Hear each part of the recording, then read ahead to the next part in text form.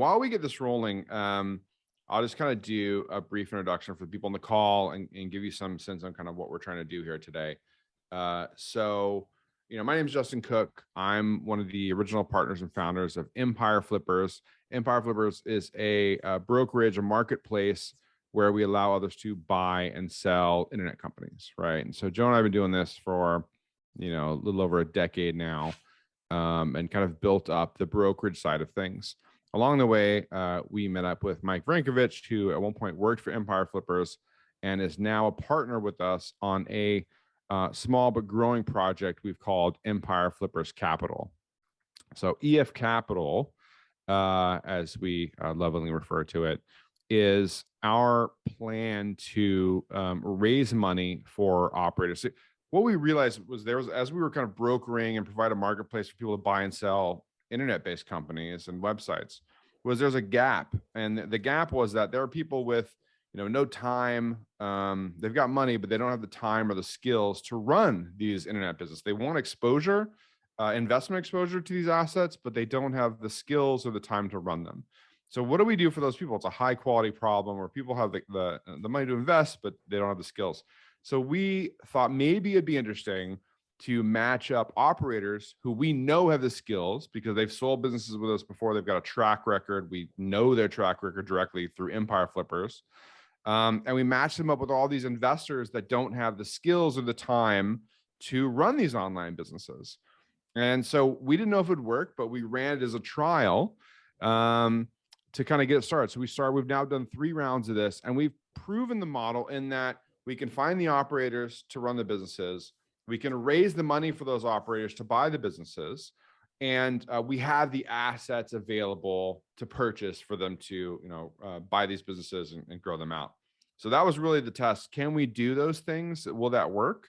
And then can we deliver a return to investors? So we've proven that over the last couple of years. I wouldn't say we've done it in stealth. We've done it through raises and everything, but it hasn't been very widely known. Now that we've proven it, on a small scale, we want to start scaling it up. So Empire Flippers Capital, EF Capital, is looking for growth capital to really expand the platform. So in the past, we've done raises for particular rounds. So investors would come in and they would invest in deals and operators that were looking to buy particular assets from that were for sale. This is different. This is not that. This is an investment directly in the platform of EF Capital. This is Joe and I have never, raised money before directly. We've never had investors alongside of us. And so, this is an opportunity to kind of work with us and scale EF Capital to where we want to take it. And we have a lot of stuff we're going to cover in the presentation that talks about what the plan is and how we're going to make that happen. Awesome, Justin. I think that's a really excellent intro. We've got people on the call ranging anywhere from people that have invested into individual EF Capital operator deals to people that have bought and sold a business with Empire Flippers. And some people are completely brand new to both Empire Flippers and EF Capital. So we'll be dropping in resources throughout the presentation. We'll drop in a link to talk to our investment advisors as well. And then we'll have plenty of time at the end for questions too. Yeah, the other thing I'll mention, and I want you guys to think about this throughout the presentation as Mike gets into it, is that, we're heading into, some interesting economic climates, right? Like things are interesting. And what I like about this, I don't like it because my portfolio's down in a bunch of ways. But what I do like about it is that there's some interest in fundamentals, right? Are you running a profitable business? Are you cash flowing? Are you lean? Right. And that's exactly the types of businesses that we're looking to purchase on the operator side with EF Capital.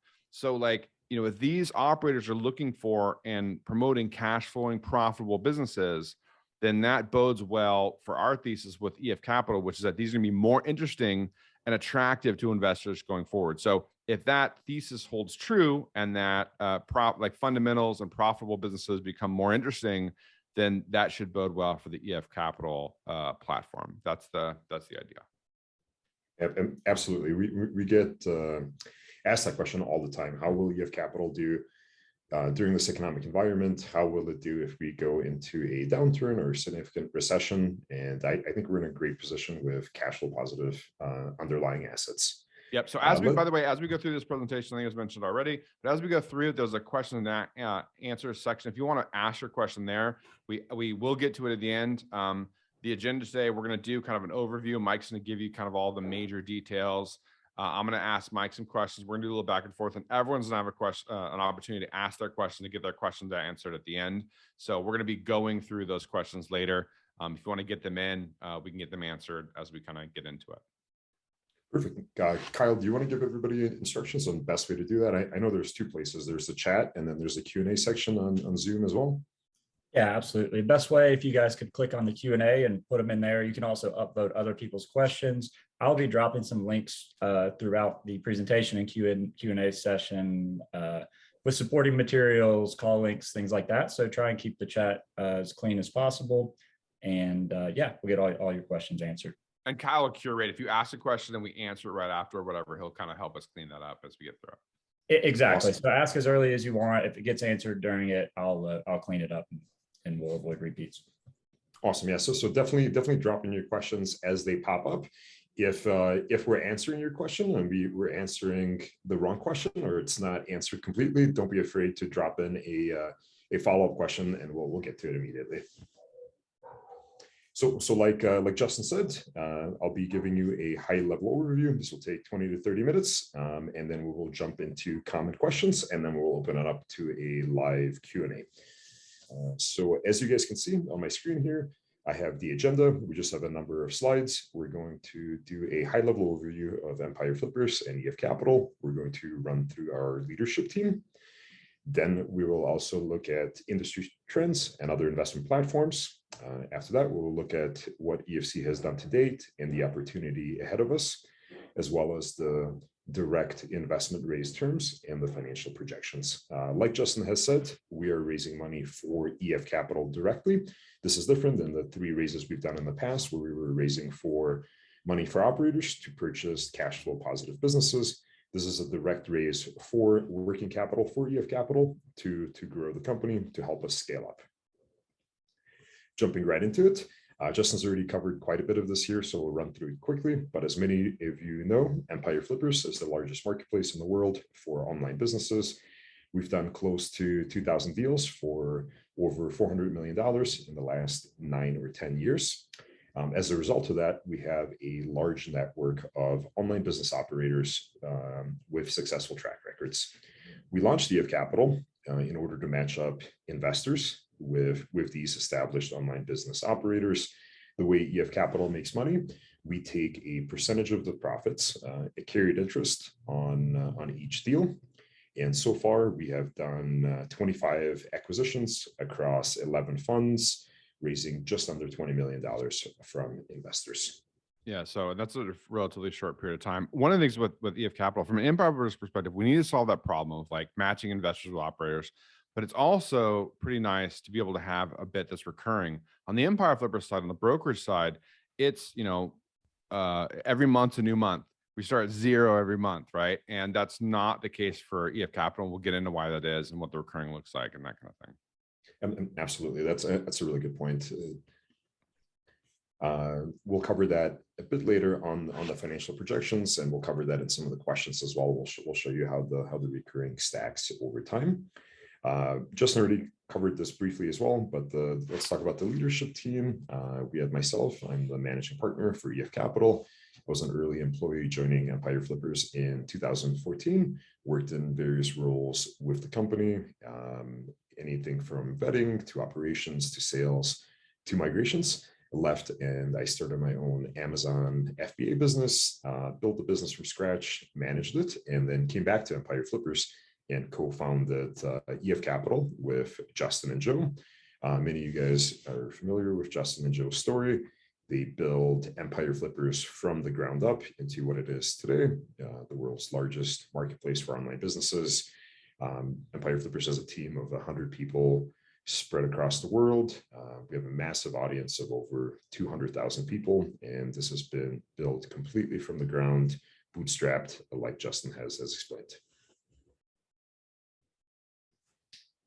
Before we jump into the details on EF Capital, let's zoom out a little bit and take a 30,000-foot view here of the online business industry. So retail e-commerce sales have been growing year over year significantly, and they hit $5 trillion last year. Same concept for digital ad spend. It hit $500 billion last year, and it's growing year over year. So far, $15 billion has been invested into Amazon aggregators. Basically, some of you might be familiar with them, but these are roll-up funds that buy Amazon FBA businesses, grow them, and bundle them up and sell them together.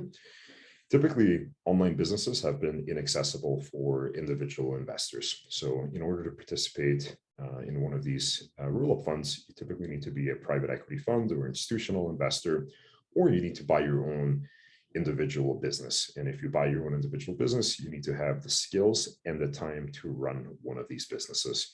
So what we're doing with EF Capital, we're making online businesses an accessible asset class without the time or without the required skill set for individual investors.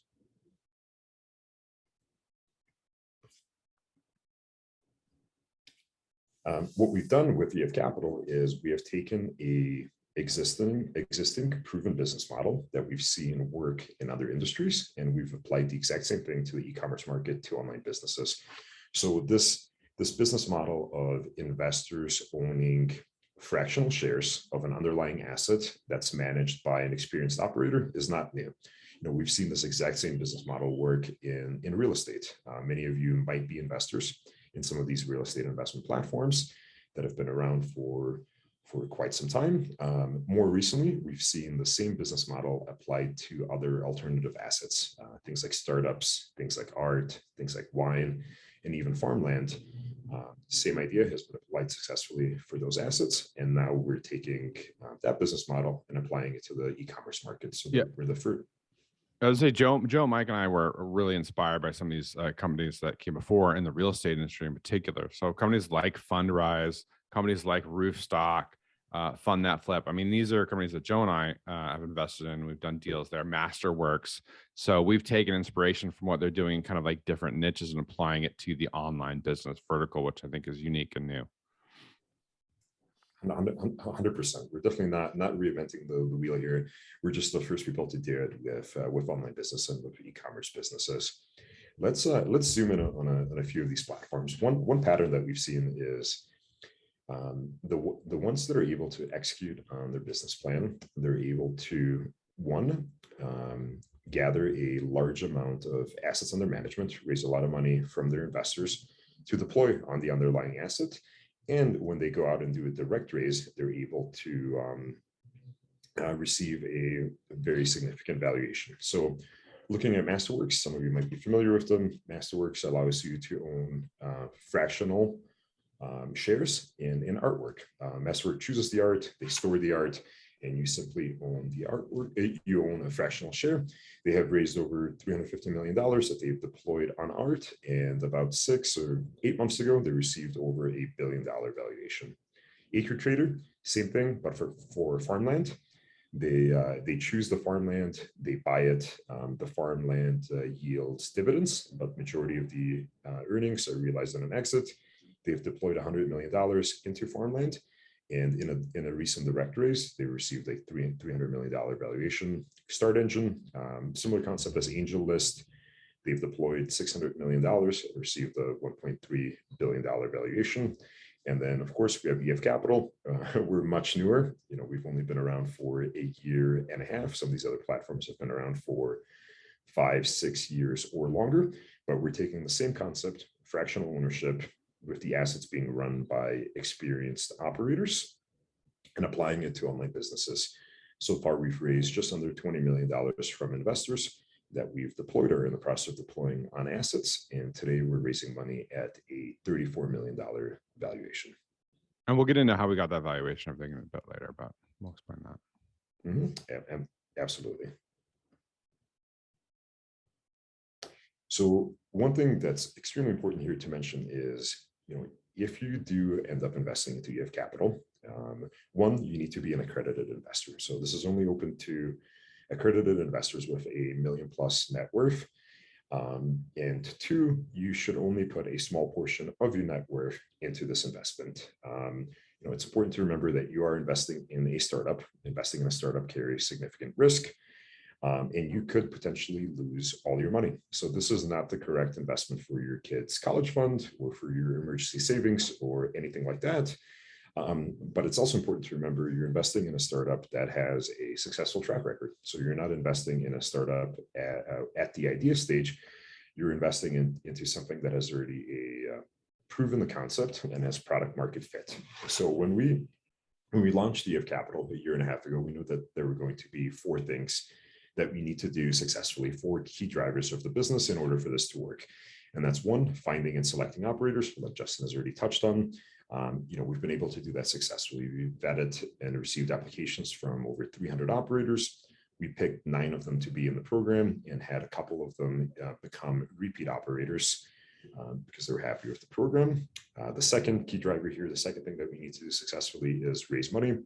We've raised just under $20 million from over 250 investors across 3 investment rounds across 11 investment funds. In addition to having the operators and the money in place, we need to be able to buy good businesses. We need to be able to find good assets and acquire them. So far, we've bought 25 assets across these 11 different funds.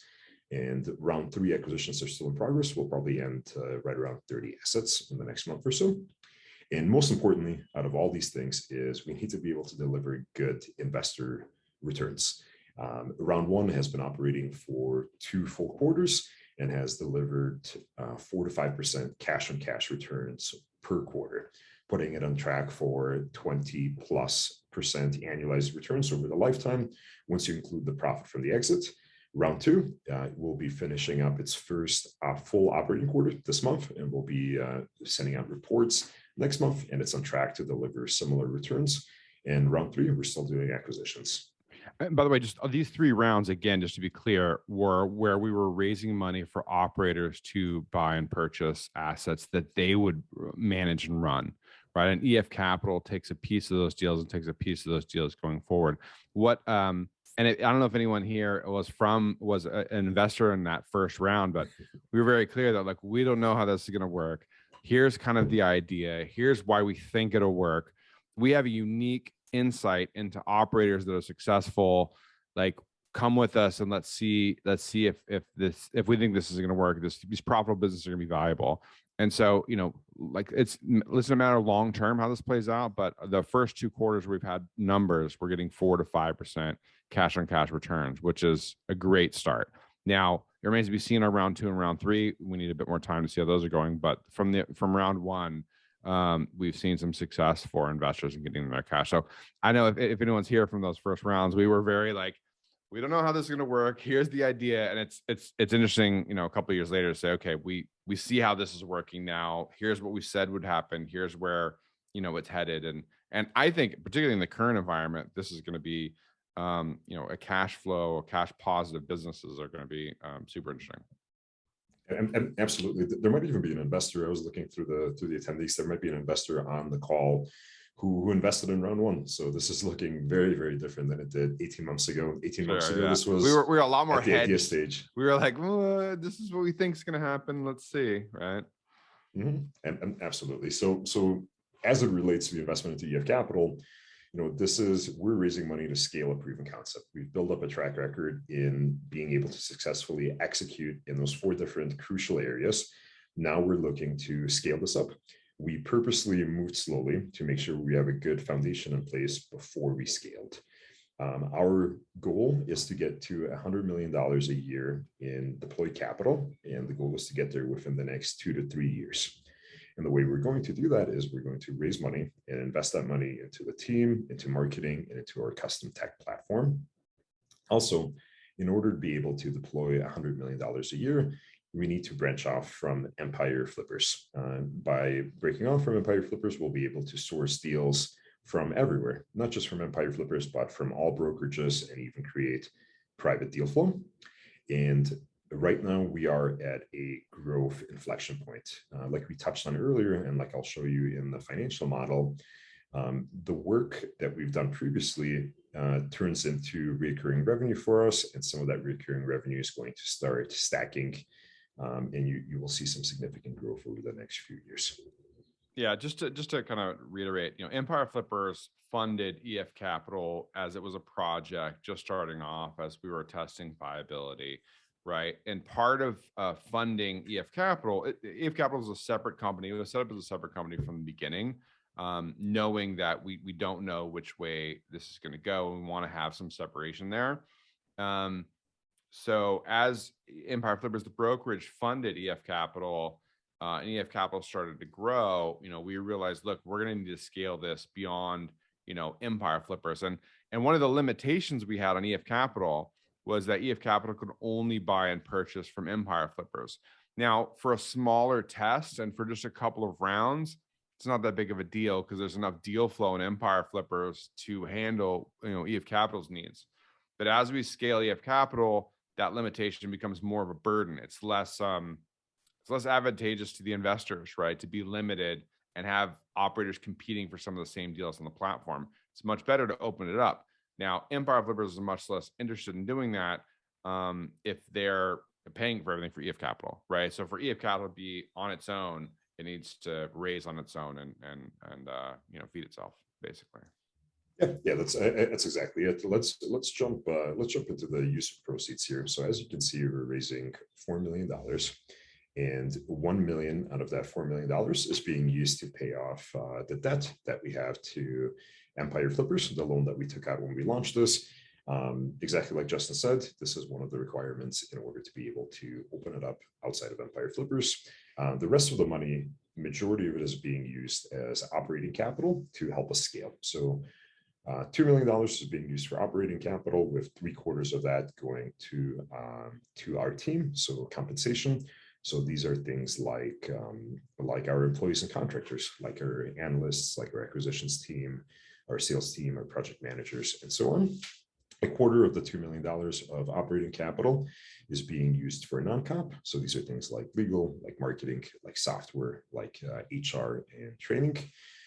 We already talked about the loan. $1 million is going to pay off the loan, to pay off our debt. And the remaining $1 million is working capital. This is basically a cash cushion to make sure that we have enough cash until the company is cash flow positive, and also to make sure we have enough cash in the bank if there an opportunity pops up that we can take advantage of it. And we'll cover this in a little bit more detail in the budget and the projections, but I want to give you a high-level overview of the raised terms first. So we're raising preferred equity. What that means is when the business is sold, or in the event of a change of majority ownership, investors get their money back first. So the $4 million being raised gets repaid back first. This is a completely passive investment. There are no voting rights for investors. There are no board seats. Completely passive investment. We're selling a minority stake in the company, raising $4 million at a $34 million valuation, selling 10.5%. The minimum investment per investor is $50,000, and minimums are going up in July. The expected hold period is 5 to 10 years. So I just want to pause on that one for a second. If you do choose to invest into EF Capital, it's really important that you understand that this is a illiquid investment. You will not be able to get your money out sooner than our expected hold period. You have to be okay with your money being locked up for multiple years. The projected investor internal rate of return is 31.5% per year. Yeah, and you'll see it later on in our projections. We're really looking at a 5-year period, but we give ourselves that 5 to 10 year buffer because who knows what the market conditions be in 5 years. It may be advantageous for us to hang on for another year or two. We'll all be in the same boat in terms of like our interests. So, we'll be trying to maximize value. Yep, that's absolutely it. You'll see that most of these financial projections are based on a 5 to 6 year time period, but we do want to give ourselves that leeway to hold the investment longer if it's needed. Real quick, Mike, there's a question that came in too. Like someone's like, are these gonna be shared afterwards? Yes. If you're furiously writing notes or screenshotting or whatever, you're gonna get all of this and some additional addendums at the end that you can dig through and pour through and like really dig into. So don't stress about trying to get all the details down now. You're gonna have those after. Yeah, absolutely. And we'll share the full financial model with you as well. These are the highlights of the financial model. These are the summary. We'll share the full model with how all these numbers were built. We'll definitely share the presentation with you as well. I get this question every time, and I always forget to tell people at the beginning that we will share the presentation. But yeah, 100%, you don't need to take notes. We'll share all of this information with you. So let's jump into the financial projections. There's a lot going on in this slide, but I want to show you three things here. The first one is revenue, how that revenue is made up. The second one is expenses. And the third one is the Ebitda trend and the relation that it has to deployed capital. First of all, like I said, all of this is based on a financial model that will be shared with you. The revenue projections are based on data that we have from previous rounds. So data from rounds 1, 2, and 3. And the expenses are based on a bottoms-up budget for 22 and 23 until we become cash flow positive. So let's start with the revenue. As you can see, the revenue comes from three sources. This is from our carried interest, from a upfront fee. This is a 1.5% upfront fee that we have in 2022 that we're, however, discontinuing in 2023, and we are switching to a more traditional assets under management fee. When we initially launched this, we launched without a AUM fee, but once we have enough of a track record, we plan to switch to an AUM fee. As you can AUM see, fees are better for EF Capital. We get this recurring, we get it long term. You can see that stacks like crazy. So for 100%. this investment, it's good.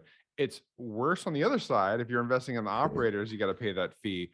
But the thinking is that now that we've proven the model, we can justify the AUM fee. In the beginning, we were like, look, we're trialing this. We're going to see if this works, see if this makes sense. An AUM fee maybe we shouldn't include it because we're trying to get people to test the model. Yeah, I mean, exactly like Justin said, when we launched this a year and a half ago, if you were one of the investors and you were on one of these calls with me and Justin, when you asked us, how do you know that this will work? We told you we don't. But to sweeten the pot, we don't get paid unless it works either. There's no upfront, there's no AUM fee. We just make a percentage of the profits. And now that we've been able to demonstrate that it does work, that we can deliver good returns, we can switch to more of a traditional fund structure. And as you can see in this graphic, the AUM fee is a significant piece of the earnings, especially as it starts stacking, as we gather more assets under management. It'll roughly be half of our fees. And this is how traditional private equity funds are run. So if you look at the AUM fee in 2025 and 2026, it will be enough to cover our operating expenses, which is the way other private equity funds do it. And the carried interests are really the leftover profits for the owners of the fund, which would be you guys if you invest in the fund as well, and me, Justin, and Joe. Looking at the expenses, the next thing that I want to point out is these are broken out into multiple categories, and you can get additional details by looking at the full model. However, majority of the expenses are compensation expenses. This is standard for both investment platforms and asset managers as well. So our biggest expense are our people. And by the way, you'll see a big jump between 22 and 23. A lot of this going into like the infrastructure to vet both the investors and the operators and the deals they're purchasing. So like that's kind of the biggest piece of this all. And we need to bump that up as we scale. Once we get that up to kind of the right amount, that doesn't scale at the same rate. It's really kind of like a heavier upfront fee to get the people in the door, get butts in seats, so to speak, and the cost doesn't scale proportionally from there. 100%. I think it's a really important thing to point out. We need a certain minimum level of scale at which we can do this profitably, and that level happens in 23, 24. If you look at the year-over-year growth in revenue versus the year-over-year growth in OpEx, you can see that it's not linear. It's not directly correlated. So the OpEx grows slower, and that's because of things exactly what you would expect, economies of scale. It doesn't take 10 times more expenses to run 100 funds versus 10 funds. The next thing that I want to point your attention also, to the other thing I'll mention is we're not paying the operator salary. So we're not having to hire all the management staff on the deals going forward. That's not part of our model. Our model has the operators acting independently. So a lot of those compensation expenses are around like the coordinating and facilitating of the operators, but not the actual operators themselves, which is nice. Yep, that's exactly it. The actual operators receive a piece of the carry. They actually get a bigger piece than EF Capital, so that's how they're incentivized. I mentioned that, Mike, because of the aggregator issue, right? The aggregators have hired all that staff and all the people to run all the different businesses they're purchasing, and that's been a challenge for some of them, right? For sure. I mean, with so much fixed overhead, it could definitely be challenging. The next thing I want to point out here is our Ebitda. So EF Capital is not profitable until 2024. As you can see, the money being raised today is being used to cover the shortfall between revenue and expenses in 22 and 23. We expect to become profitable in 2024, turning a small profit, and then our bottom line to really grow in 25, 26, and beyond. The graph over here on the right demonstrates that exact same thing. The profitability is coming from both the divergence between growth in revenue and the growth in expenses. This is exactly what we talked about before, where we reach an economies of scale. It's coming from having enough investment deals and those investment deals paying out and stacking. So if you look at deployed capital, you can see that we level out right around 100 million, sometime between 24 and 25. But if you look at the amount, if you look at the Ebitda from 24 to 25, it continues growing significantly, like it 5x's between 24 and 25, then doubles, then continues growing while the deployed capital is staying the same. Well, this is due to the stacking effect. This is due to previous rounds, to us gathering assets under management and getting paid on both the AUM fee and the carried interest from previous work that we've done.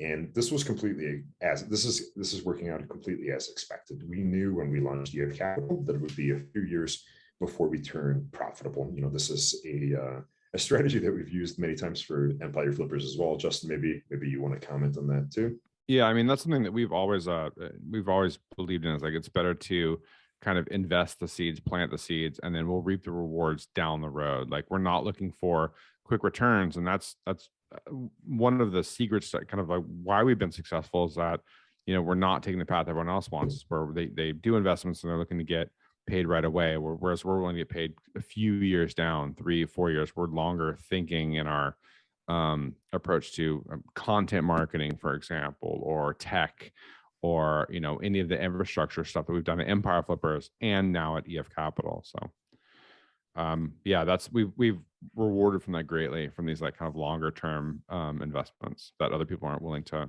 do. And that's really a nice barrier to entry too. In order to pull this off successfully and to be able to do this at scale, you just need to have a few years. You need to have a few years where you significantly invest into the business. And 2 more slides here. I want to run you guys through our investor returns and then the next steps, and then we will jump into questions. So first of all, the projected investor internal rate of return is 31.5%. If we look at this on a 5-year time horizon, this would be a 3.9x return to investors. Basically what that means is if you put in 100 grand today, we expect, if we can execute on our business plan, we expect to be able to return $390,000 if this ends up being a 5-year investment. This is based on a number of assumptions. The first group of assumptions here are the raise assumptions. We've already run through those, so I'll go through those quickly. This is based on a $4 million round. We're looking to raise anything from 3 to 5 million with a hard cap of 6 million. Of course, if we raise more money, we end up selling more of the company and the post-money valuation changes. However, changes in this will have a negligible impact on the IRR for investors. Really, the 2 biggest things that will impact investor returns here are the next 12 months Ebitda at exit. So at the end of 5-6 years, or whenever the business is sold, how much money is the business making? This is what we covered in the previous slide. We believe if we execute on our business plan, we'll be able to generate $8 million in profit a year. If we can do that, then it comes down to for how much can we sell the business. And we're using a 16.5 exit multiple assumption in our projections. The way we came up with the 16.5x number is we looked at publicly traded investment firms whose earnings are fee related. So what that means is they make their money from things like carried interest, things like a management fee, just like we do. And we looked at the valuations that these companies were trading at. We looked at what the Wall Street consensus was for what their multiple should be and what their multiple is. And we found that the average multiple is 33x. Now, of course, we were only able to find publicly available information on large investment firms. So we applied a discount to this 33x average to make it more appropriate for us. We applied a 50% haircut and came up with 16.5x. And the reason for that haircut is because we're comparing ourselves to much larger investment firms. Some of them might have longer lockup periods and so on. But basically what all of this means is 5 years from now, if we can execute on our business plan to deploy $100 million in capital, we'll be at $8 million a year in profit, and we'll be able to sell the business at 16.5x, which leads to this equity value at exit. It's these two numbers multiplied plus any cash on hand. And if we can sell the business for this much, these are the returns that we'll be able to generate to investors. So by the way, assuming neutral or market conditions, the larger we grow the business, the better our exit multiple is. One of the things that surprised us in doing our research, and you should do your own, was the significant multiple we were able to get with EF Capital as opposed to Empire Flippers. So, EF Capital, the larger we get in the 20s or even 30x annual EBITDA is juicy compared to what we would get over on the brokerage side. It's much better, actually. So yeah, that's exciting. And again, if we can get larger than that, our model doesn't require it. We're not requiring it, but if we can get to 8 million EBITDA, if we can get above that, we can improve that exit multiple, which is good for all of us.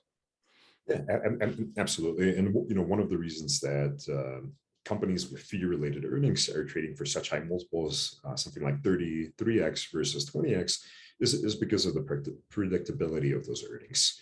And that's where all of our earnings are coming from as well. The last thing I want to show you on this slide here on the right is the model of investor cash flows. So this is the investor investment in aggregate. The important things to point out here is there are no expected distributions for the first 2 to 3 years. After that, we expect to pay out small quarterly distributions along with annual reports. But as you can see, the majority of the returns will be realized on the exit. So roughly 90% of the investor returns come on the exit. So exactly like I said earlier, this is a illiquid investment, and you need to be comfortable with receiving the majority of the returns on the exit. Yeah, that's the reason for the lockup period. And that's why we're saying 5 to 10 is we may need a bit more time. We're just, at that point, we'll just be maximizing our value and your value. This isn't like the raises, the rounds that we do at EF Capital, we're doing for the operators, where they are cash flow distribution heavy. Like that's the goal and the point of it. That's not the point here. Now, you're indirectly investing in the success of cash flow profitable businesses, but that's not what this investment is. As you can see, you're not getting the distributions the first couple of years, and even the years after that is smaller than the actual exit return you get. Yep, that's exactly it. And last slide here before we jump to questions. So let's go over the timeline. This investment round has been open since the beginning of last week. We have an incentive in place. If you invest before tomorrow, you get early access to future operator investment deals for the next 1.5 years. Now, I know some of you are hearing about this for the first time today. Some of you have already done your due diligence and you will have enough time, but if you don't, please don't feel pressured to make a decision by tomorrow. Take all the time that you need. We want to make sure that this is something that you're comfortable with investing. If you've already done all your due diligence and this is the last thing that you're looking at, if you get your money in by tomorrow, you get this early access incentive. Then the next set of timelines are the minimums are going up on July 1st. They're going up to 75,000 from 50,000 today. Then they're going up to 100,000 on July 15th. And lastly, we are expecting to close at the end of July. Now, it's important to point out this is just a expected close date. We might close a little bit later than this, or we could close significantly sooner. So since we've opened up this investment round, we have 700,000 in the bank. We have another 300,000 that came in this morning in wires. So I'd expect us to be right around $1 million by the end of the day today or by tomorrow morning once it's all reconciled. Our target raise is really $4 million. In the past, we've done $6 to $8 million raises from investors. A lot of those investors are planning to participate into EF Capital. Some of them are planning to invest more than they typically do into individual deals, since this is really a different type of investment opportunity. If that happens, we might close a lot sooner. The other thing that I want to share with you, we also have a additional incentive. If you invest 250,000 or more, you get invited to small group events with other investors and operators. And in terms of investing, the process is very easy. You simply visit the investment deal page, you send funds to your wallet, and you sign the documents. Let me show you the page really quickly and where to find everything, and then we'll jump Going to a into live questions. page to see this works out, buddy. Yeah, this can go. Let's see. All right, so this is all the information that we've already covered in a lot less detail. We'll upload the recording here once it processes. And the only thing that we have not covered are the legal agreements. You can find all the legal agreements on here. You can find a one-pager here. And the way you invest, you first add funds to your wallet. You send a wire. Wires are available same day or next day. You'll receive a notification once the money is in your account. Once you have money in your account, you hit invest now, and it'll prompt you to sign the legal documents and to move the money from your wallet. You receive allocation as soon as the money leaves your wallet and goes into the investment. So that's exactly how it works. And if you have questions about the logistics of this, take a look at this FAQ here. It has some basic answers, or definitely ask our team. Kyle will drop in a link. Kyle, maybe you can drop in our email, efc@empireflippers.com, and maybe you can drop in the call schedule link with our investment advisors that can answer any questions that you have as well. I'd also mention that since last week, we just launched it last week. We've got $700,000 committed and in, and another $250,000, $300,000 wired. So, just in a week, the response has been solid. I think it's I don't know if we're going to cap out, but we're going to be above our targets for this. I'm confident. And it's also important to note, we do have a legal hard cap of 6 million. So if we get an overwhelming amount of interest and there's $12 million in money that arrives, we're going to send back the last 6 million that came in. And the reason for that is, we're not confident we have, a good way to spend the money to generate a good return on investment for more than 6 million. So that's why we're putting a hard cap at 6 million. Yeah. We're going to have, in that case, we'd have a couple million that we have as powder to take advantage of opportunities that come along. But there's a greediness on our end too. Like the more equity we give up, why do that for the chance that we're going to have an acquisition target? It doesn't make sense. We'd rather limit that exactly equity, right? So exactly, we want to sell as little equity as possible right now because we really believe in this. The plan is we'll get some into some of these in the questions, but the plan is to not raise additional money. Yeah, I think someone was asking that, is there going to be more rounds? Ideally, no. That's not the plan. We're not looking to raise anything else for EF Capital. Awesome. All right, so Joe, Mike, you want to hop into I got some questions. We can kind of go through those, and then we'll get into the live Q&A with the current audience. I'll kind of go through ours relatively quickly, just so we can get some of the kind of general questions out of the way. And let's start off with risks. What do you view as the kind of main risk to this investment for the investors? Good question. So we already covered a lot of these risks. So these are the same risks that we had when we launched 1.5 years ago, like finding operators, raising capital, deploying capital, and of course, what kind of returns we can deliver to investors, how these deals perform. So all those risks are still there. We have been able to build up a track record and performance in addressing those 4 key areas of the business. Some new additional risks that are specific to investing into EF Capital, the company, are us exiting EF Capital, us being able to find the buyer, and also the multiple at which we can exit at. Yeah, I'd mentioned that we found that operators are the key here, right? So finding the right operators has been is everything, right? And so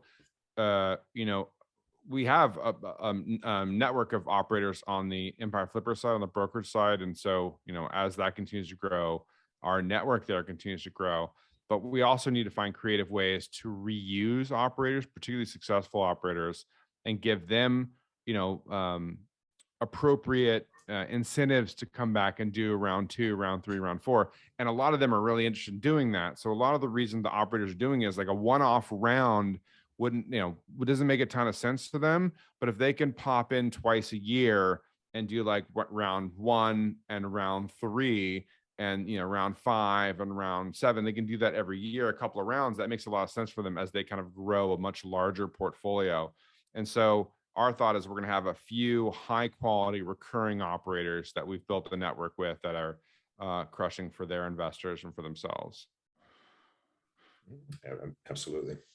All right, cool. So how confident are you in the multiple? Give us a sense of like what the returns might be at a lower multiple. Should we not exit for the 16.5x? Yeah, good question. We obviously spent a lot of time thinking about this because it will have such a massive impact on investor returns for this raise. So we built a sensitivity table. Let me see if I can zoom in on this. So this is a sensitivity table showing you what the investor internal rate of return will be based on what multiple that we exit at. Our base case scenario has us exiting at 16.5x. But let's say we're not able to get this high multiple. Let's say we're only able to get a 11.5x multiple. The investor returns would still be over 23%.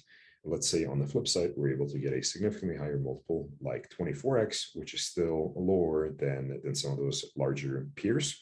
We would be able to get a much higher internal rate of return for investors.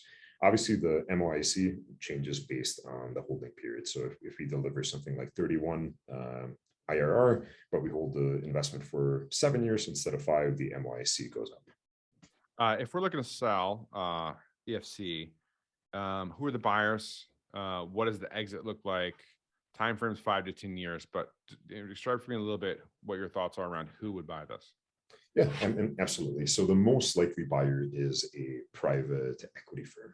And the reason for that is they have multiple playbooks that they can apply to a business making $8 million a year to significantly grow it. They can do things like change the capital structure, expand horizontally, or they can just buy it for the growth trend.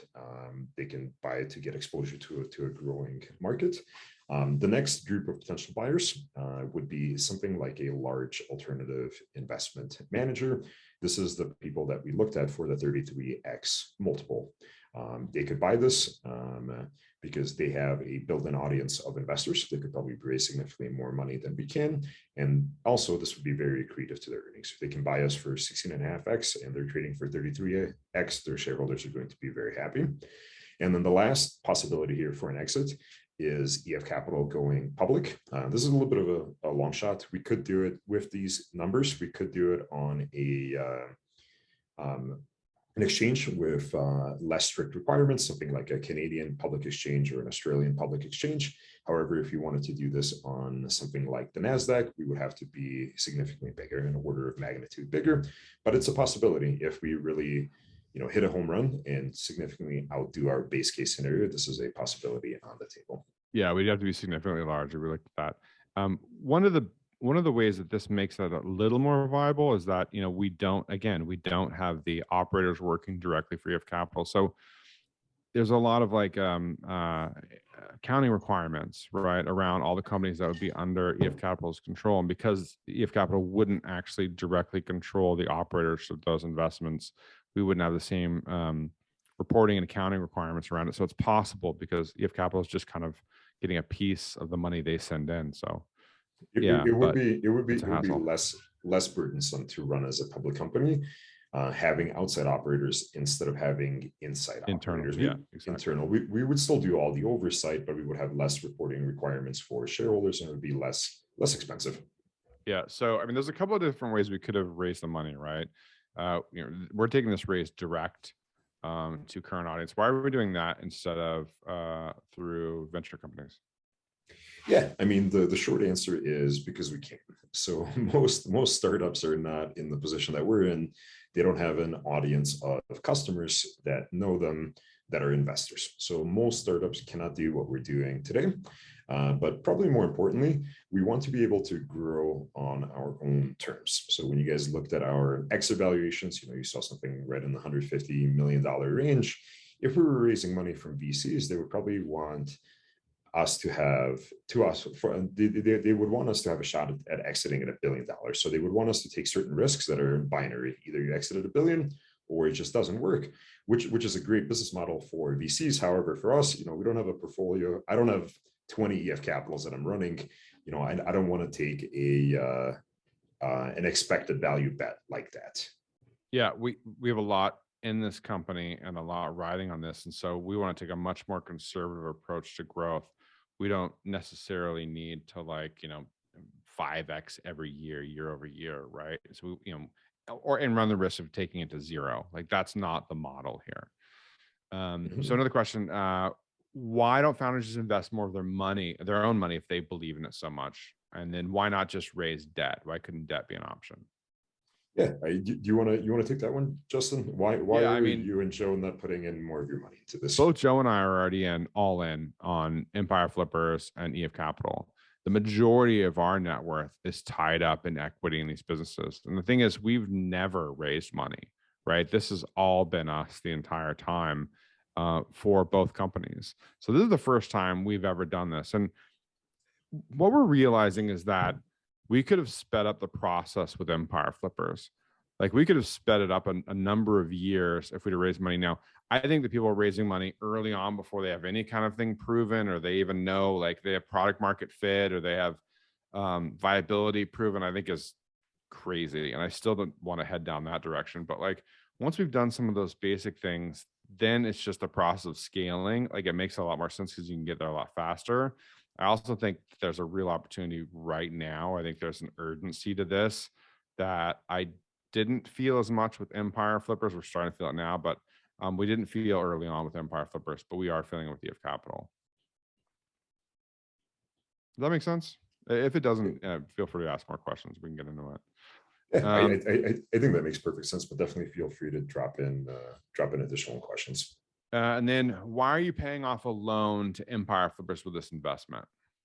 Yeah, so we covered this a little bit on the use of proceeds, and Justin touched on it. So when EF Capital was launched 1.5 years ago, when we were planning for it more than a couple of years ago, there was no track record.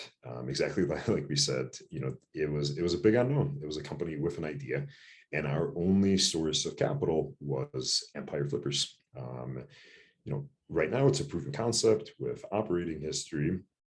And now is the time to refinance the capital structure with fresh equity in order to be able to grow. Now is the time to pay off the loan to Empire Flippers to really allow us to stand on our own feet, to increase our probability of success by being able to buy from other brokerages, and also to build a dedicated team with zero shared resources with Empire Flippers. We've used many shared resources that we've gotten for free, basically, from Empire Flippers, like marketing, like engineering, like HR. Now we need to recreate those functions on our own. Yeah, and I also say that Empire Flippers, from the brokerage side, putting the Empire Flippers hat on for a second, it made sense for us to fund the tests of EF Capital, both because Joe and I are principals, but also because EF Capital's thesis was to buy businesses in a range that was a bit more challenging. So like there's more deals to be had on the 300,000 to like $1.5 million range. The large companies are buying the 2 million plus deals at Empire Flippers, and the smaller investors are able to buy the deals under 300,000. But there's a bit of a gap in that middle where there's a bit more seller financing, there's a bit more negotiation, there's a bit more wiggle room for buyers. So EF Capital is interested in that, but we have less buyers at Empire Flippers there. So it was interesting, like from that perspective, to get more deals done at Empire Flippers. And it was worth it for the brokerage to put a limit. You have to buy from Empire Flippers. EF Capital didn't care because they were like, look, we're only doing enough deals to where like it's fine. Empire Flippers feeds EF Capital. Now, as we're looking to scale this, like EF Capital, we don't want EF Capital to be limited by the deal flow Empire Flippers is able to bring in. Like we don't know which can be bigger, frankly. It's possible that EF Capital can be bigger, much bigger than Empire Flippers. We don't know that though. And so what we don't want to do is we don't have the bottleneck or the limiting factor to be Empire Flippers deal flow. that seems not good to us. It seems not really in the investor's interest. I mean, the investors and the operator's interest. Doesn't seem to be in your interest as you invest into this, or Joe and I's or Mike's interest, right? So to separate that out, it makes sense to us. And this is something that we've always planned early from the beginning. We knew taking out the loan that loan would have to be paid off one day, and we knew that EF capital would have to be split off from EF entirely one day. We're actually planning. It was set up separately. That was the reason. Yeah, exactly. Exactly. Set up as a separate legal entity. There will be a name change as well. The name is still in progress. If anybody has great ideas, send them our way. But it will be a completely separate brand. Now, the resources we shared for economies of scale. So and we have to separate that off. And that's a little bit of that's a pain in the butt a bit. The engineering, HR, benefits, right? But that's just hassle more than it is like real challenge. Exactly. So is the investment liquid? Can I sell my shares? I mean, we already covered that. It's definitely not liquid. It is illiquid. And you won't be able to sell your shares until the business is sold in an estimated 5 to 10 years. We give ourselves a wide range for the reasons I mentioned. This is a big one for me. I always want to know, like, what are the chances there should be capital calls on this, Mike? 0 chance. So we've designed this investment for there to never be a capital call. So the money that you invest today, you will not be required to put in additional money. We have plenty of buffer to take us to cash flow positive. There will not be any capital calls. Yeah, that's baked into this raise. The buffer is baked into this raise. So yeah, no cap calls. And then will we do another round of corporate fundraising? When are the plans for that? What does that look like in next year, 2 years, 3 years down the road? And I could say there's no plan to raise additional funds. This gets us to profitability, and from profitability, we plan to grow it based on the profits of the business. Yep, that keeps the biggest piece for all of us as investors, right? That gives us the biggest and best payday at the end if we do it that way. Absolutely. Some operator related questions. What have been the biggest challenges so far for the company in getting it from idea phase to viability? Yeah, so one of the things that we struggled with in the beginning was the tech. So we used a off-the-shelf solution for round one. And for round two, we had so many problems with this off-the-shelf solution, even though it was a leader in the space, it just was not a good fit for us. We decided to build our own platform, which was quite intense. It took quite a bit of work, quite a bit of time, but it turned out really, really well. And as a result of that, I think EFC is more valuable. It builds more of a moat around the castle.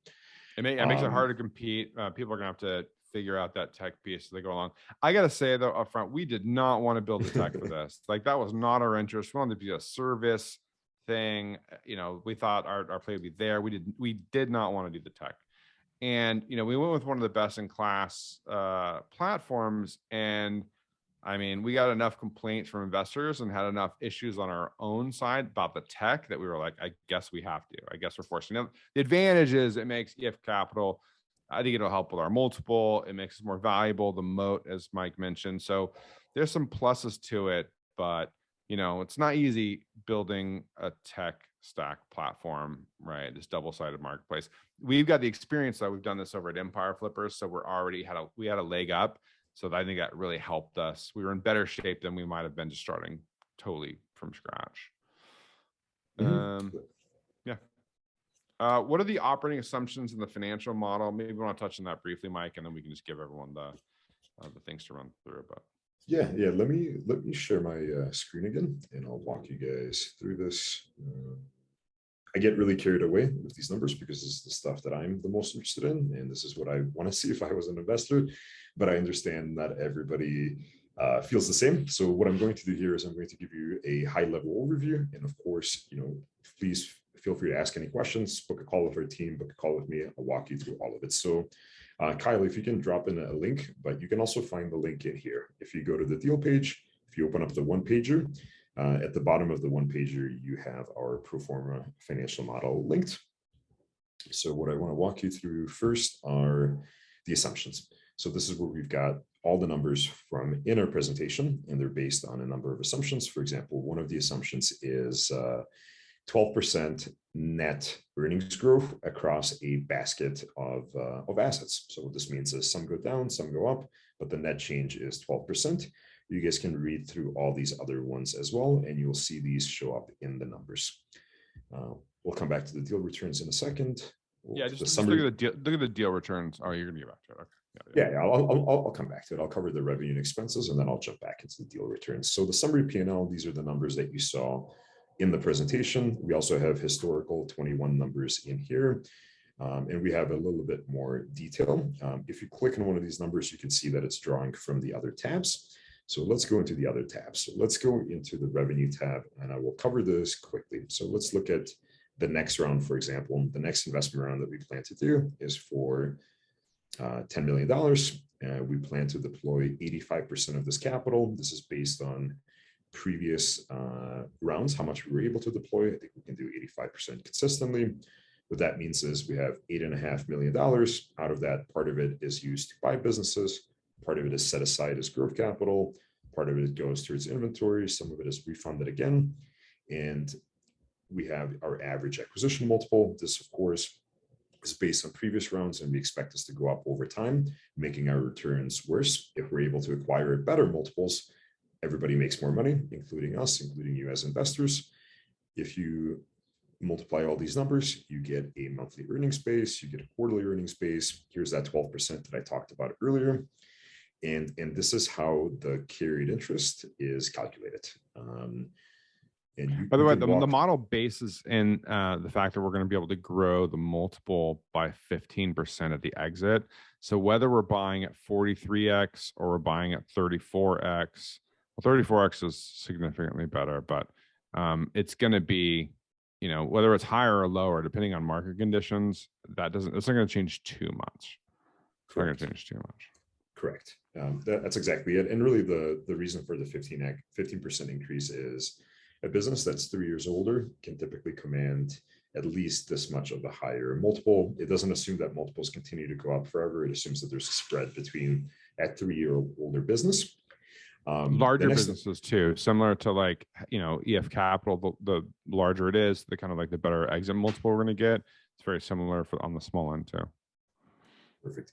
And the last thing I want to point out on this tab is the way the revenue stacks here. So this is the money from the carried interest. You can see that this is the money that comes in. This is our 10% piece coming in from round 1, then round 2, then round 3. As you can see, at the end of 2023, 18 months from now, we will start getting paid out on 5 rounds. And really, we did round 5 here at the end of 2022. So at the end of 2023, there will have been an additional 4 rounds that we don't get paid on until another year later. So this is the delay on the stacking effect in earnings. And as you can see, at the end of 2024, this is the first year where we're getting paid on a 12 full rounds. And then, of course, after 12 quarters or after 3 years, one drops out and a new one drops in. So this is what I was talking about with the stacking effect. Yeah. So the reason they drop out is because it's not a forever return, right? There is a shelf life for those investors and those operators and deals they purchase. The plan is eventually to exit those. Each operator will exit those deals and deliver the capital back to the investors and to themselves. So that's a few years down the road. So it's not a forever stacking, which would be obviously nice from the EF Capital perspective. We'd love that.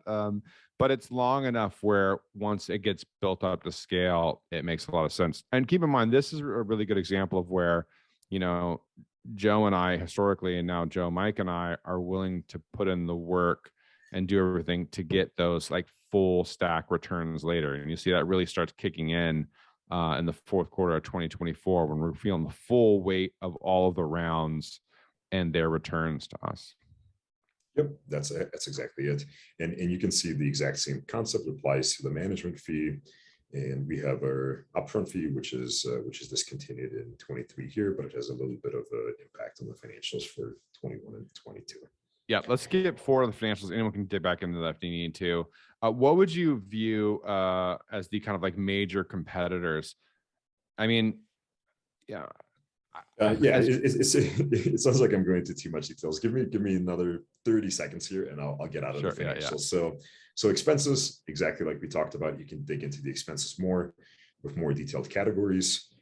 Deal returns, you can play around with the numbers in here as well. So if we raise something like 5 million instead of 4 million, you can see that we sell more of the company. You can see what impact that has on the investor cash flows. You can play around with the multiple to see what impact that would have on your exit valuation and all of that. But yeah, let me go ahead and close this up, and then let's jump into the other questions. Yeah, and competition. I mean, it's really an attention economy. So we're competing for interested parties in things like Roofstock and things like all the other investment platforms that are out there. So everyone's looking for yield, and I think in the current macroeconomic environment, people are looking for yield based on cash flowing businesses, not long-term payoff businesses. And I think that's where EF Capital comes into play. Now, the funny thing is we're coming to you with EF Capital, which is a longer-term payoff business. It's not a cash flow business, but the idea being, the marketplace itself is the cash flow businesses, and you're getting EF Capital, you're getting a diversified approach to that, and I think that's where the value is. And absolutely, there are some people doing this with online businesses.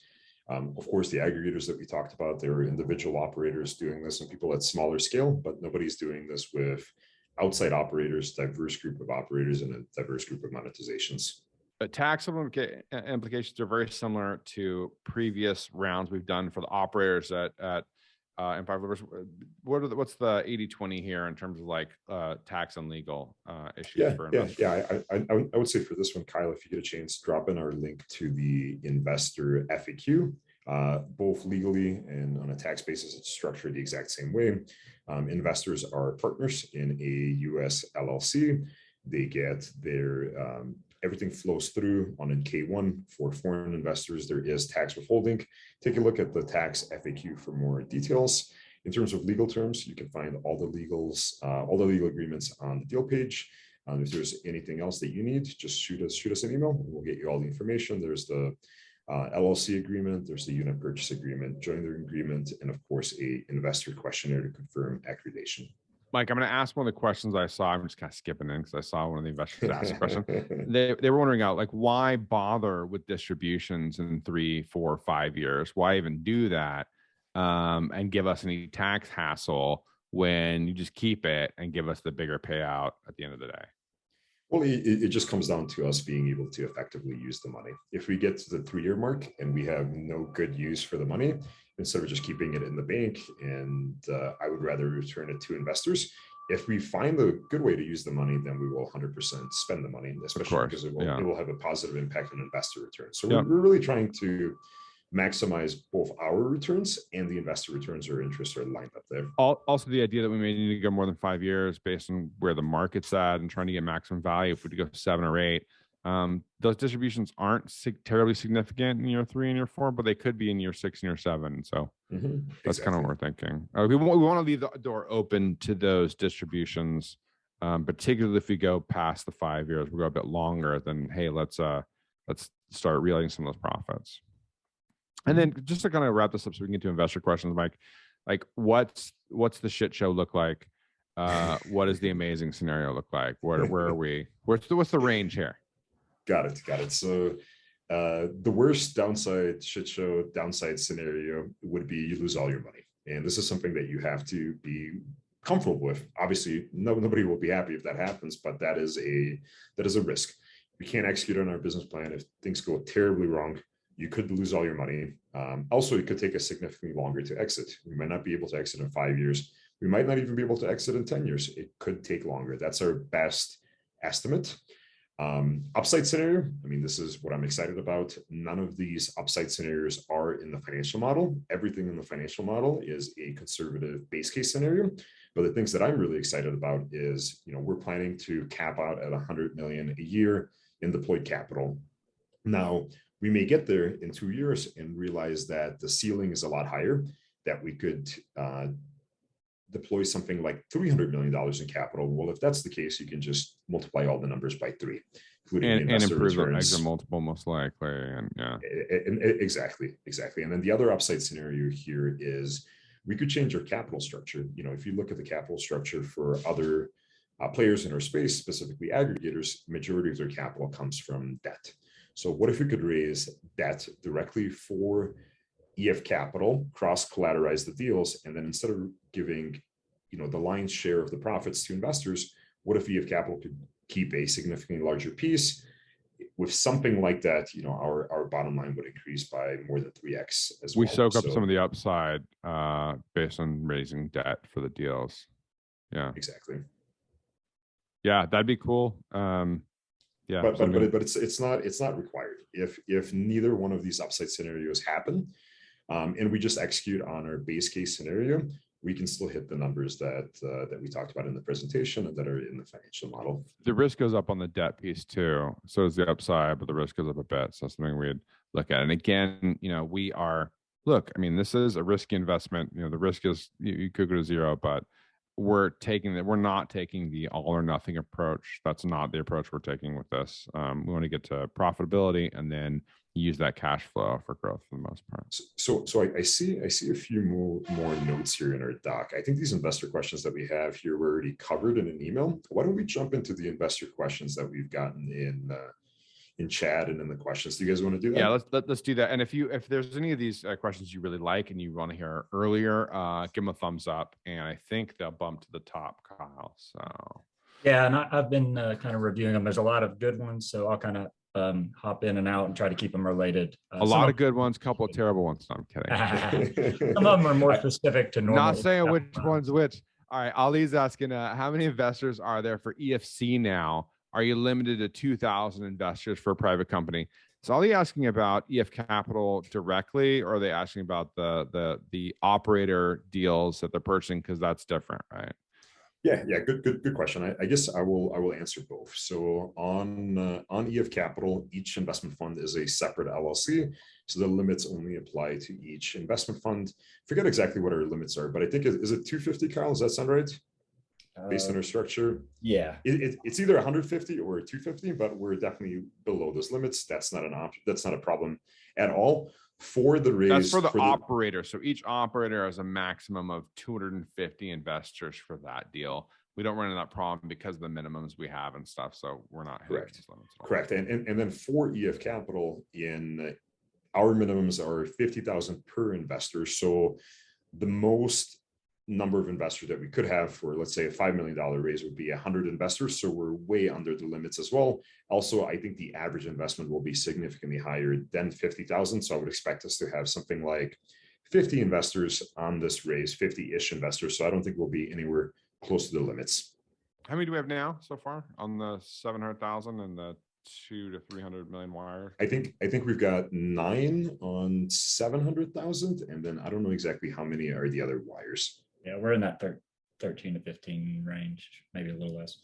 Gotcha. 13 to 15 range. So cool. Another question: do investors have a dashboard to pull yearly K1s and keep an eye on investments? Do we get to see each operator's company bank statements for transparency?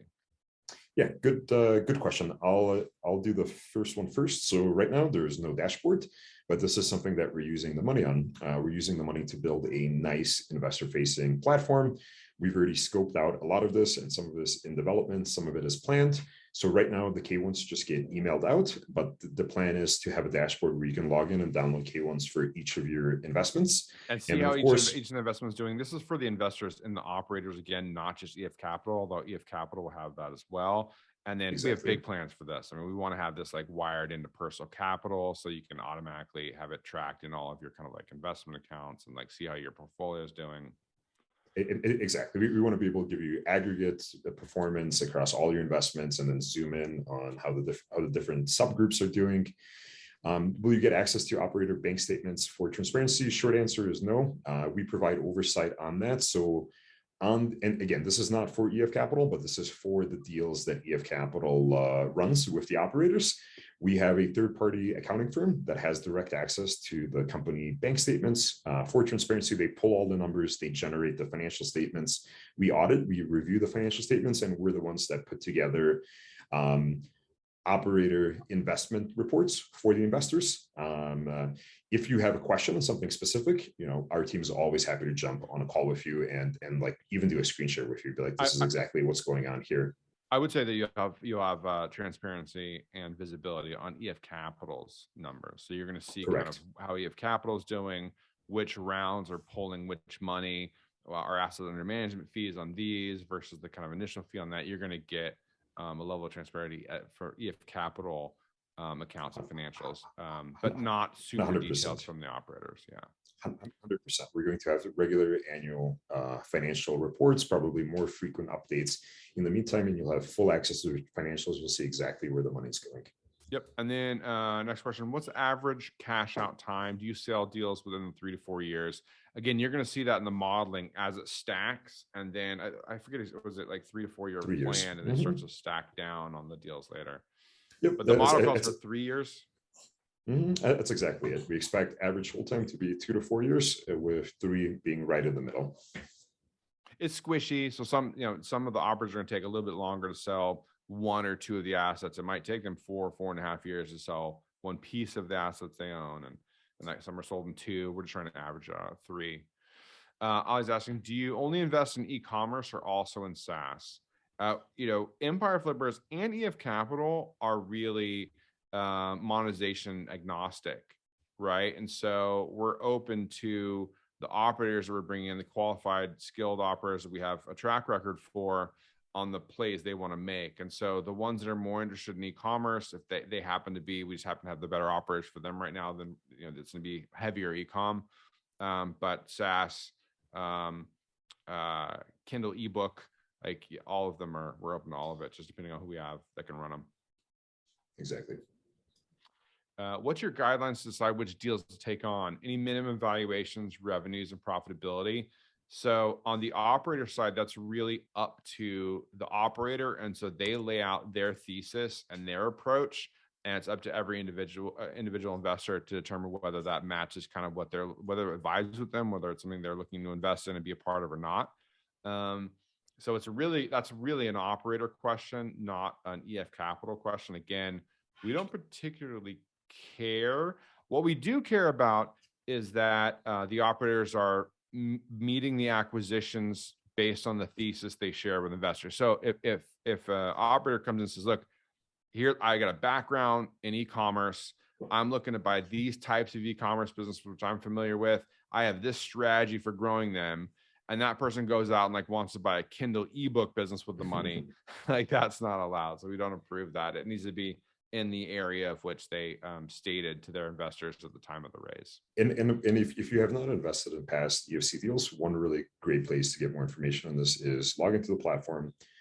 You can see our current open direct investment raise here. But if you click on one of these past deals tabs, you can see all the past deals that we've done. So exactly what Justin was talking about, click on one of these closed deals, find the investment criteria, and that's where you can get all that information. Yeah, that's the first and best place to look. You can also set up a call.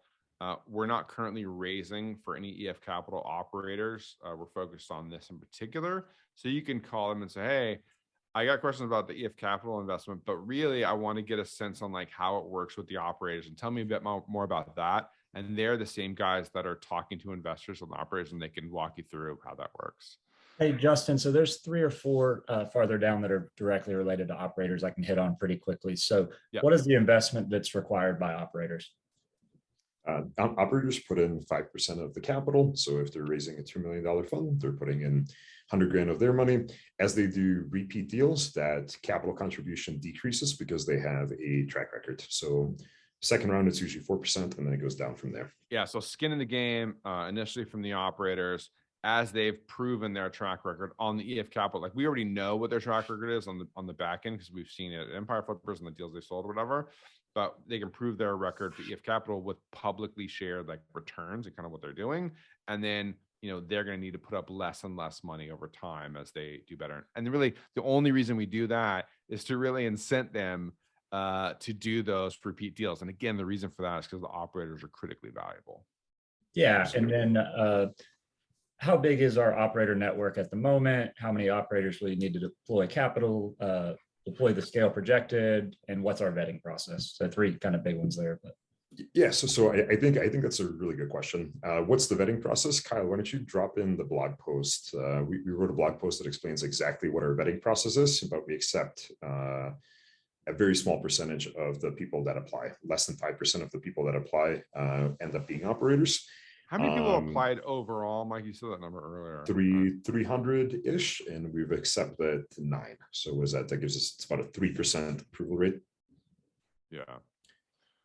In terms of like our poll for operators, this isn't exactly like we have like 250,000 people in the Empire Flippers greater sphere. Now, not all those people are skilled operators by any means. Some of them aren't operators at all, but that gives you kind of like broader scope of the reach of the audience.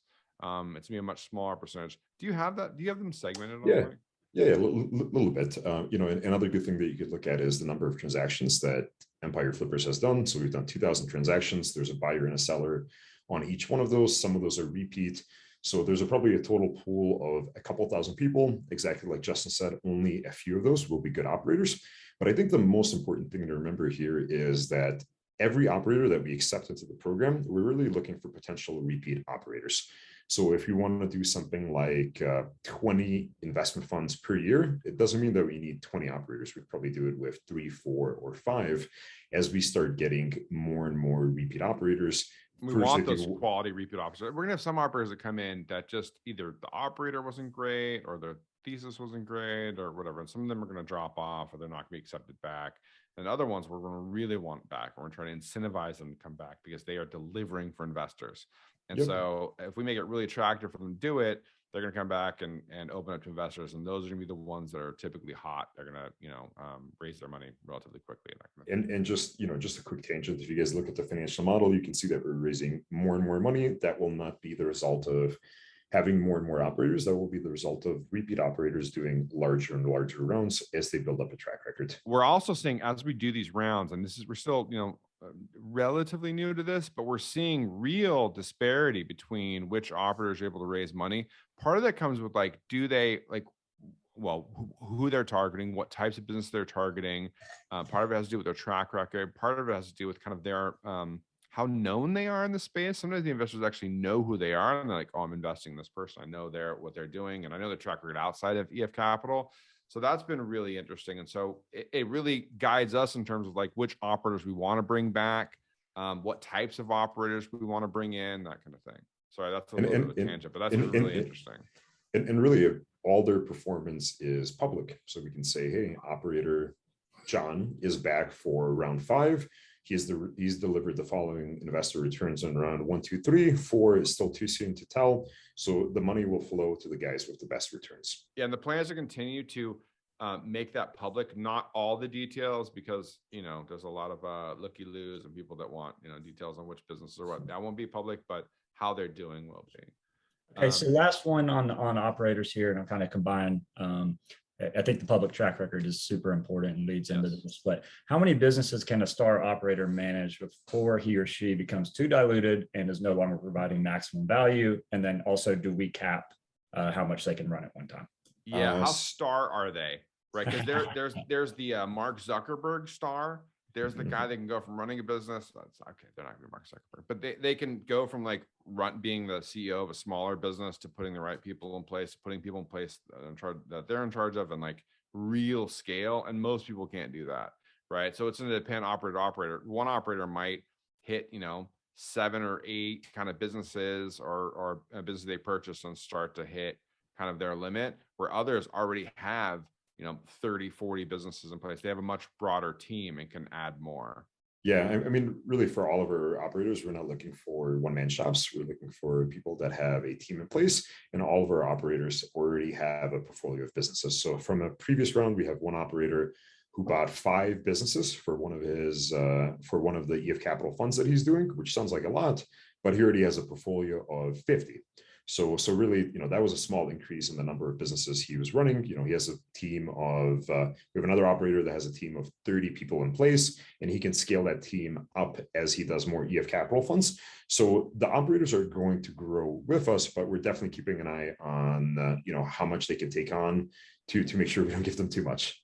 Yeah, I hate the answer. It depends, but I think I hope that helps. Like, at least how we think through it. Like, we're looking for people, not one-man bands, not one-man shops. People that have anything from a small but willing to grow team to a much larger team already that are managing a portfolio of businesses. Do you have plans on taking a second raise for large investments? I think we answered that, Ali. We're not looking to take a second round for EF Capital. We're not completely ruling it out. Most likely, if we were looking to raise more money, it's because it's the upside, right? Like we want to raise more money for significant growth to take the company public. We realize that there's not a cap of 100 million in acquisitions that can be done a year. That's bigger. And we think maybe there's an opportunity to take this public and to improve our exit. And so we need to do that. So it would be mostly upside if we were doing it, but there's no plan to do it at all. And then what is your guideline to decide which deals to take? Oh, we already answered that. I think, I think we already answered that. Best place for that one, just take a look at our past deals, look at the investment criteria. Yeah. What's the EFC management fee? 1.5%. The EFC assets under management fee will be 1.5% per year starting next year. Currently, there's no assets under management fee. We charge a one-time 1.5% upfront fee, which will be discontinued next year when the AUM fee kicks in. Related to this, our share of the profits is 10%. So we take 10% carried interest. Pat's asking, will you accept investment money from EFT funds? Different rules in place.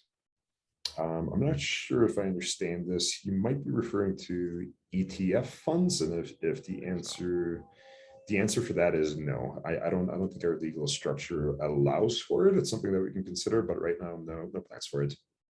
Yeah. If I answered your question incorrectly, Pat, definitely drop in a follow-up. Yeah. How many months will 1 million hold you down for? When will the following raise be? So talk through the burn a little bit for 2022 and 2023, Mike. Yeah. So I mean, I can see that this question was asked about an hour ago before partially answered, but you show a loss of about 1.1 million, I think, and another loss of 1.1 million.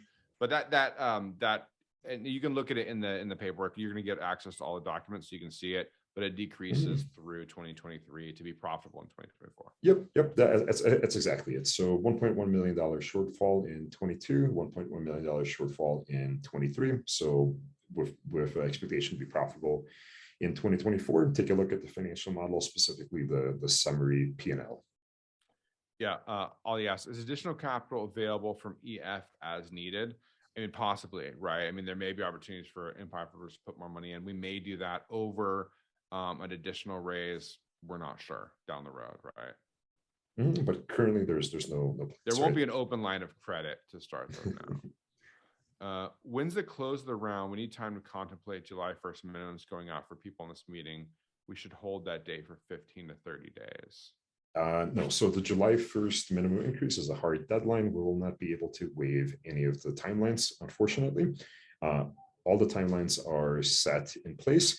But like I said at the beginning of the call, I mean, you should 100% take your time. Don't rush to invest before one of these timelines. If you're not comfortable by the timeline, it's better not to invest than to try to. Yeah, exactly. Yeah, the answer is don't do it. If you do have questions as you're doing your due diligence, I highly suggest book a call with our team. They can walk you through any questions that you have on the financial model, especially if you're new to EF Capital and you're not familiar with how the past operator deals went. They can walk you through all of that very, very quickly, or they can give you all the information that you need to do due diligence. Yeah, and just in case anybody didn't see it, I dropped the call link in the chat, reach out to us via email if you don't see that, or if it doesn't work for some reason, efc@empireflippers.com.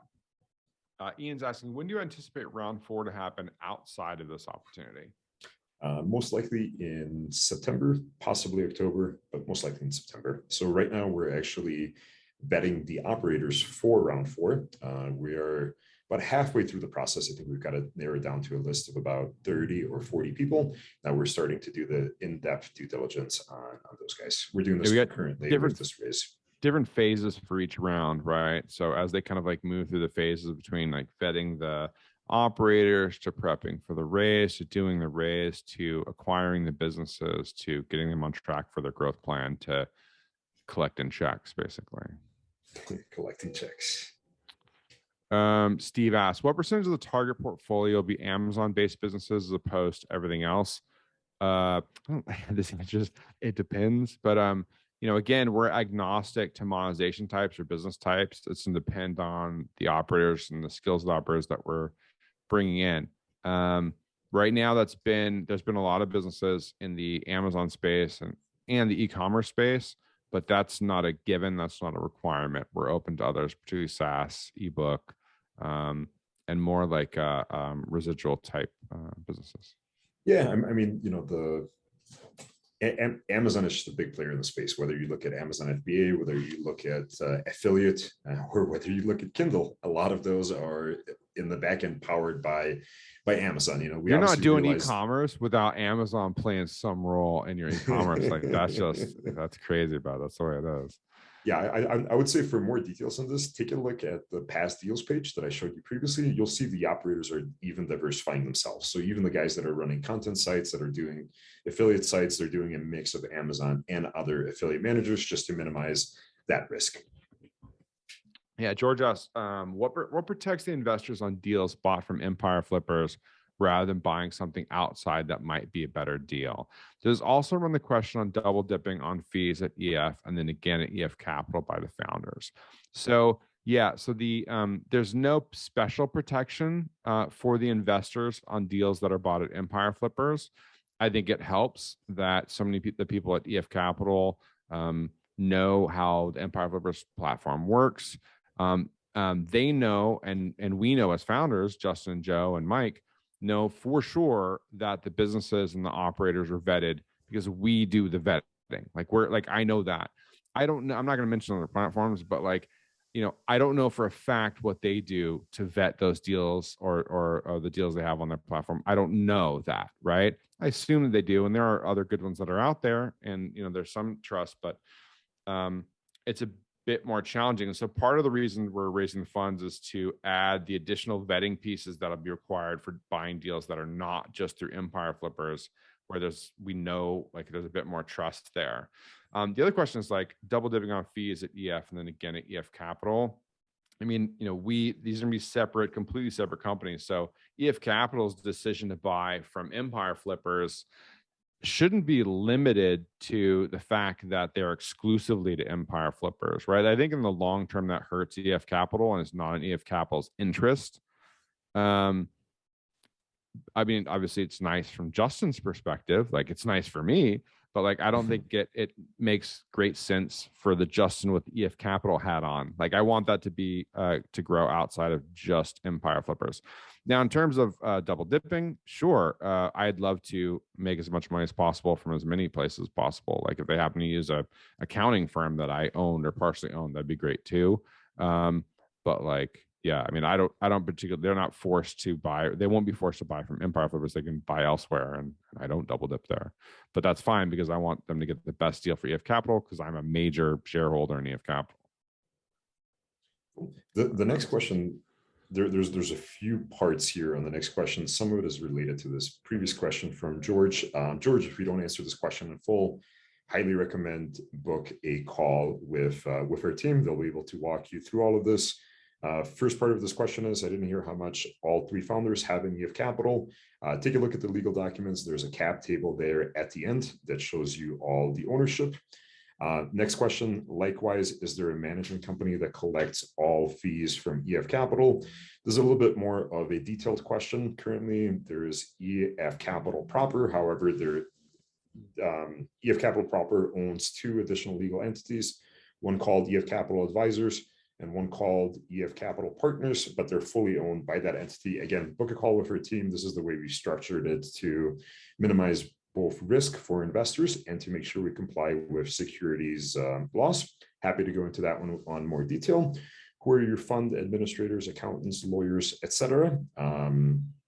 We use an outside accounting firm called Bookskeep. They're the ones that run the numbers on the underlying deals. They're famous in the e-commerce space. That's what they specialize in. So we've chosen them. We have, again, outside accountants, outside lawyers as well. Probably better discussed on a specific call, and we can answer your specific questions. The lawyers on the docs, I mean, they got to be in there too, right? I don't know. Maybe. Yes. Yeah, I think so. I think it's the contact person. Who do you contact? But yeah, again, happy to go into all of this into a lot of details. We can explain why we chose the lawyers that we chose, the accountants that we chose, and so on. Obviously, we're not using something like a Big Four accounting firm on these underlying deals because that would eat up all the profits. The cost to do one of these would eat up the profits of the fund. But happy to provide all the transparency that you want to see and that other investors want to see. Yeah. And we might need to, use a larger accounting firm if we went the route of going public and that kind of thing. And again, it's nice that we don't own, if Capital doesn't own and operate those businesses directly, because that's a nightmare to go public with. The other question is the team. I think it's in the answer section now, but the last bit of that question was like, what kind of team you're going to have to manage and review and vet the businesses that the operators are going to be buying. As I said, it's easier. It has been easier buying from Empire Flippers because we know the process quite well, and the guys running it know it.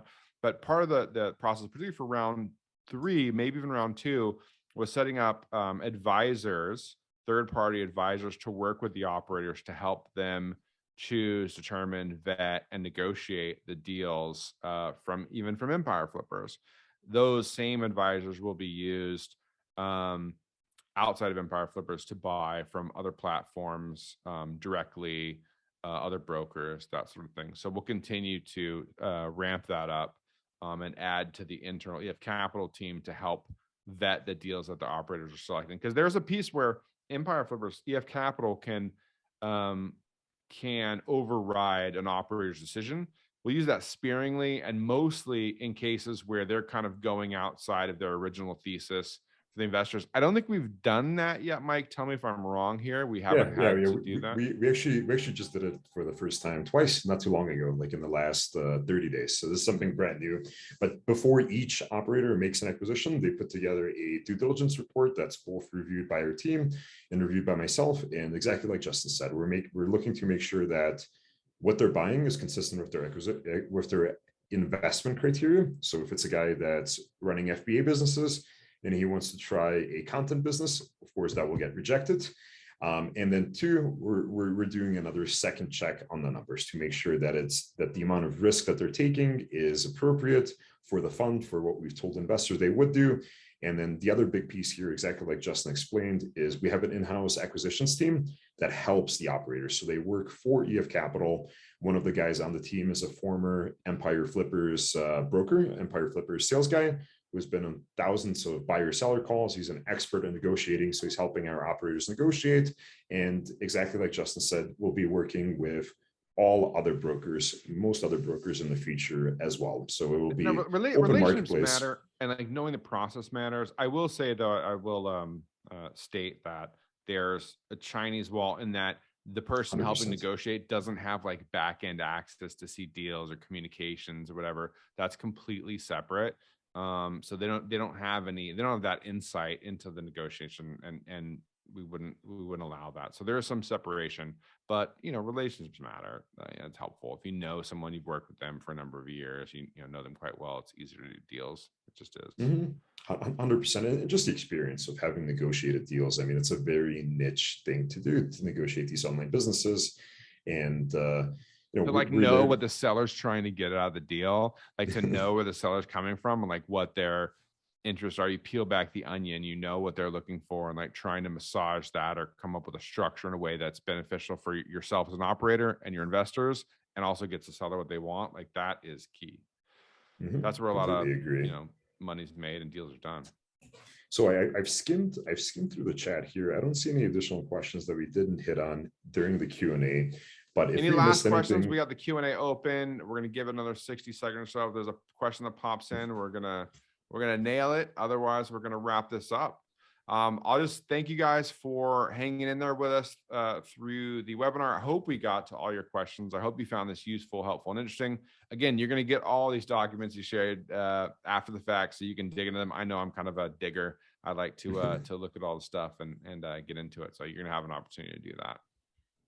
Yeah, that doesn't look like any other questions came in. Again, thank you. Just want to thank everybody as well. Thank you for joining us here on the call. Feel free to book a call with our team. If you have any other questions, email us, book a call, definitely happy to get you all the information that you need to make a decision, and hope to have you on board as our investors and our partners in this venture. Awesome. Thanks, Mike. Thanks, Kyle. And thanks everyone for coming. Really appreciate it. Thanks for your time. Bye-bye.